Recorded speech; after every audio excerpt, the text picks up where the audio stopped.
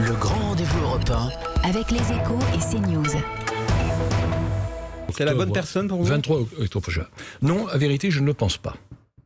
Sylvie Goulard est le pur produit de l'eurocratie, et alors que l'Europe souffre, à mon sens, et en tout cas au sens de l'opinion publique, pas simplement française, l'opinion publique européenne, d'un excès de bureaucratie.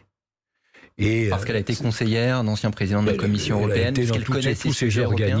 C'est pas parce qu'on connaît le sujet qu'on n'est pas le bon candidat. Je pense, comme vous dites, c'est pas un bureaucrate forcément. Je vous dis je vous donne mon sentiment, et je pense que la France et Emmanuel Macron auraient dû choisir un élu expérimenté, connaissant les réalités du terrain, sachant percevoir les aspirations de nos concitoyens, les méfiances vis-à-vis de l'Europe, et non pas quelqu'un issu de la bulle, parce que je peux en parler en connaissance de cause.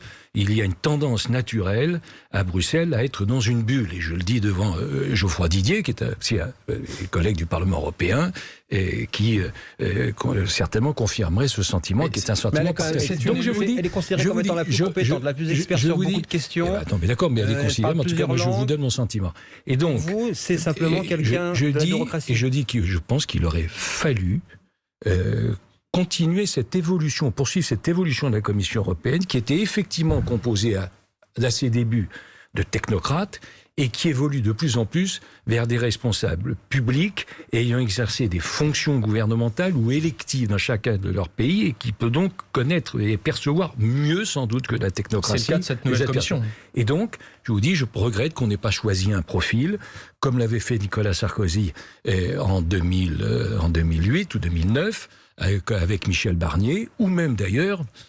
de mon ouverture d'esprit. On a beaucoup considéré comme étant aussi un technocrate. Michel Barnier, d'un coup, c'est plus un technocrate. On le considère aussi beaucoup comme quelqu'un de très... Clairement, je sais que vous avez un côté provocateur, mais vous qui connaissez la vie politique sur le bout des doigts, vous savez très bien que Michel Barnier a été le plus jeune conseiller général. Donc, vous savez, ces petites républiques dont parlait François Mitterrand, plus jeune conseiller général, plus jeune député, il était président de son assemblée départementale. Enfin, mais quand il est arrivé à Bruxelles, il a changé de métier. Donc, oui, mais il s'est appuyé précisément dans ses nouvelles responsabilités sur son expérience de terrain. Et donc, je regrette que l'on n'ait pas choisi un élu expérimenté de terrain capable d'aider à corriger ces défauts que l'on reproche à la construction européenne.